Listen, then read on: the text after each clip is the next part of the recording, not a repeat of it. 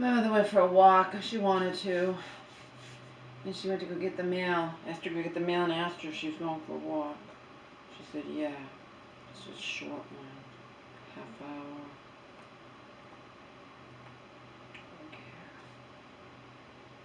Okay. It is so frustrating dealing with her because I never know what's true or not true. Okay?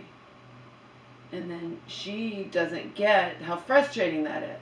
I gave you guys an example of what happened with the whole fence fiasco, where she wanted to get a dog, which she shouldn't even have a dog, which, you know, and there's nothing I could do to stop her. And then she says this guy who definitely was going to take advantage of her, telling her that the fence is only going to cost a couple $100. She's insisting to me over the phone, and my common sense told me there's no fucking way in hell even the labor is going to cost a couple $100, let alone for the wood.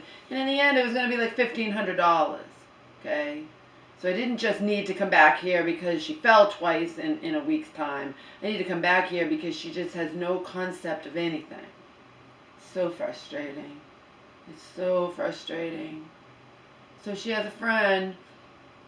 She wasn't even, no, she gets obsessed. Like I told her, you know, you should probably get your split ends trimmed. Okay?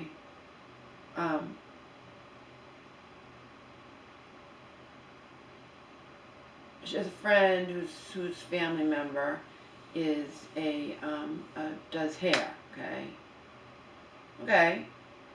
So my mom, and I kept saying, are you sure that's for shampoo, cut, blow dry? Yeah.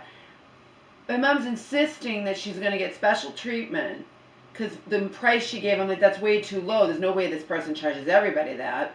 But over and over again, and then that wasn't even true. So that could have been humiliating because I was actually going to leave a voicemail. Yeah, my mom wants to go. She says it's going to be this price. It's not. It's not. This woman is not treating my mom any differently than any of her other customers. And, you know, and then my mom was like, well, you pay this for your hair and you were going to pay, I was going to pay this somewhere else. Mom, it's not the price. It's not the price. It's not the price.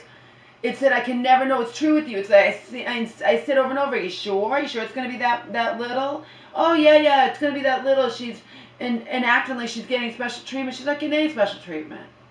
In fact, the friend hadn't even talked to the person. My mom just makes up shit. It's so frustrating. My mom falsely believes, because again, she can't think, she's not able to think like that, okay? And if we want to be blunt, she wasn't able to think in that way even when she wasn't older and more with the dementia, okay? She just can't think that way. I'm not saying about the money. It has nothing to do with the money, Mom. It has to do with you insisting over and over again that something was true when it wasn't true all along.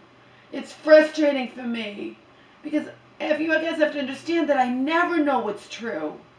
If my mother's insisting something that I have no reason to believe isn't true, I'm going to believe it's true, right?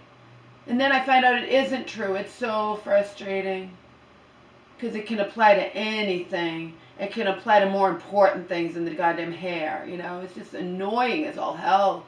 There's nothing I can do about it. I feel like I'm running a marathon. Because I never know what's true. I never know what's true. Also can go opposite, like I know something is true, beyond any shadow of any doubt, and my mom will say, well, so-and-so says this isn't true, and insisting and all this crap, you know? And I'm like, Mom, I'm really, really smart. Why are you going to believe your mentally ill friend over me? I'm right, okay?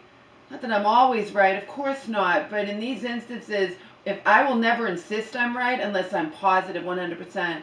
Even if I'm 99% sure, I won't push an argument. I will say I'm not sure. But there are things that I'm 100% sure about, okay? In fact, years ago, there was something to do with Dunkin' Donuts that I knew wasn't true. I knew it. And someone of my mom knew my mom was insisting to the contrary, and it was driving me crazy. Because I'm like, Mom, I'm a college honors graduate. I'm not an idiot, okay? Why are you always going to believe everybody else over me? Why? I can't even remember the situation. I'm just making a point. that if I ask up and down, are you sure this is all you're going to be charged? And my mom will turn around and act like I'm just upset about the money, that it's going to be more. No, I'm not upset that it's going to be more. I'm upset that I can never know what's true or false with you.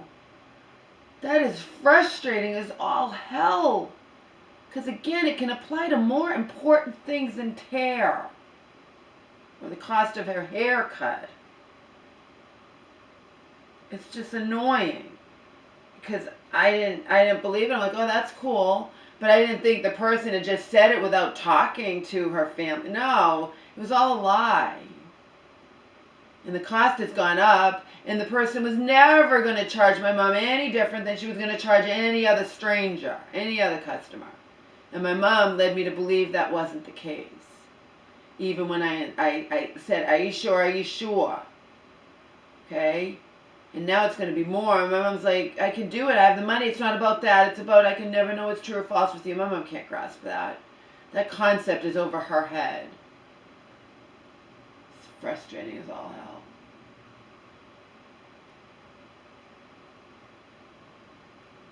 And then the woman who twice picked me up when I had to get the damn teeth out. I got there by bus, but she picked me up. Well, she's dealing with a situation, okay, where her kid her kid's had a lawyer and has been fighting to keep her dog alive, because the dog, when provoked, attacked, okay. But this woman, to make a long story short, they love the dog. They wanted to keep the dog alive. They've gone to court. They've appealed and appealed and appealed.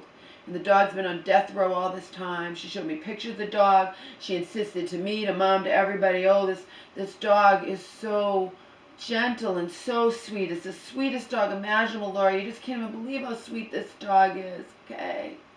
Well, I'm sure you know where I'm going with this. It's been like a year, I think. It had already been a long time, and when she told me about it, the dentist, and my dentist was like 7 months, I think. Not the dentist, the person that pulls the teeth, or whatever you call them. I'm sure you know where I'm going with this. She probably shouldn't even have been allowed in there. I mean, technically, you probably sue the place or the dog. But I think she had told me that they kind of were, after a while, because then if it's on death row, it's not even, no one's supposed to go near it. I don't know the whole situation because my mom can't describe it, but long story short, after all this time of her going and feeding the dog, she felt so bad for feeding it hot dogs and stuff. Again, she showed me pictures of the dog and told me how gentle the dog was, and the dog mauled her. It's awful. And she's my mom's age. It's awful. She could have been killed by it. I use that as, I said, wow, that's irony, Mom. They've been fighting and fighting to keep this dog alive. Appeal after appeal. Saying it was just a one-time thing, saying it was protecting its owner. But and they fought and fought. And in the end, of course, the dog's been put down. But just the irony of it, the irony of her insisting to me, the dog's so gentle and the dog's so wonderful, and it was under duress. That's why it attacked. But first, she said it just attacked the boyfriend. Okay, trying to protect. But in the end, it actually attacked a police officer. And they still fought and fought and fought to keep the dog alive. It was on death row probably for a year. Because last time when it was my dentist thing, I'm like, how come? I thought you said it was over. Like, it's not going to be anymore. In the end, the irony of it is just unreal to me. The woman's lucky to be alive. My mom said the dog got, they mauled her suddenly out of the blue. This so-called gentle dog, and she'd been going there to visit it. Her kid wasn't allowed, for obvious reasons. She went and visited the dog because she felt so bad for the dog, so bad. And she told me this whole story. Told me how gentle the dog was, how wonderful the dog was, how her kid will become a basket case. It's an expensive dog too. It's not a pit bull. And you could say, well, it just got tired of being locked up there in that cage and whatever. Yeah, but like I told my mom, if you don't have a vicious dog, it doesn't matter. It could be in a cage for 5 years and it's not going to attack anybody. I'm sure the people fighting to get it put down are gloating. They fought and fought. They appealed and appealed, spent probably thousands of dollars in the end for nothing. And the woman's lucky to be alive. Her arms are ripped to shreds. She can't even do anything. She can't eat or go to the bathroom or talk on the phone, do anything.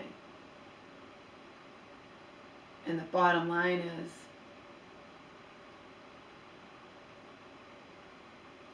and she has that trauma.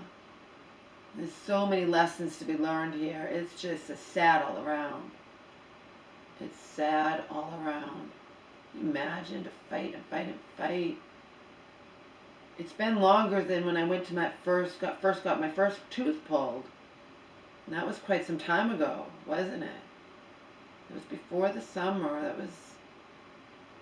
I can look it up, but this has been going on with this dog. Appeal after appeal, spending so much money. All in the end. I can't imagine how this woman feels. I just can't imagine it. And they're still going to be heartbroken that the dog had to be put down, of course. It's just irony. To fight and fight and fight. And even I was feeling bad. Like, I bet in the end, because it wasn't just that it attacked the boyfriend, it also attacked a police officer who came to investigate, but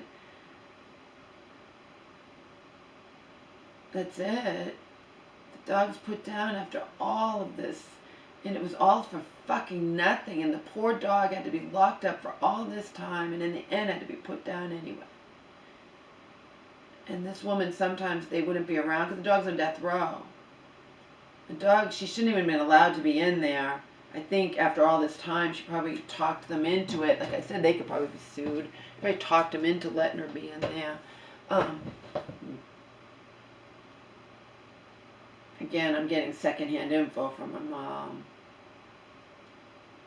Like, it's shocking.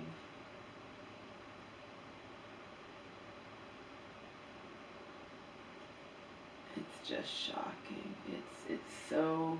There's so many lessons to be learned. My mom has this delusion that nothing can happen to devout Christians. Mom, devout Christians could be murdered. Don't say nothing can happen to devout Christians. Anything that can happen to a regular person can happen to a devout Christian, okay? Don't kid yourself about that. But also, it's just heartbreaking. But the woman could have been killed. And I said, Mom, my common sense tells me if you're being attacked by a dog, you instinctively put your arms up to protect your face so you're not murdered by the dog, that it doesn't rip your throat out. So that's probably why her arms are ripped to shreds.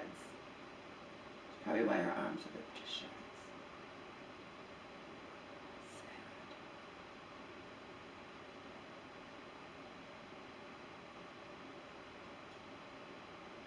Sad. Life is something else, I tell you. No one's gonna blame the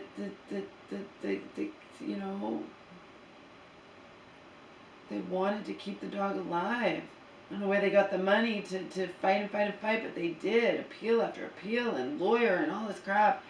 And in the end, I just can't even believe it. This woman could have been killed by this dog who she's been so nice and just wanted the dog to not just be there all alone. And she brought the dog, she visited the dog every single day. Every day. Brought him hot dogs, brought the dog hot dogs, visited him every single day. Traveled kind of far to get to him. Sometimes she said one time they weren't around or something, I couldn't see the dog, I couldn't see him certain times. I waited outside of my car and just read a book all day long. Obsessed over keeping this dog alive, obsessed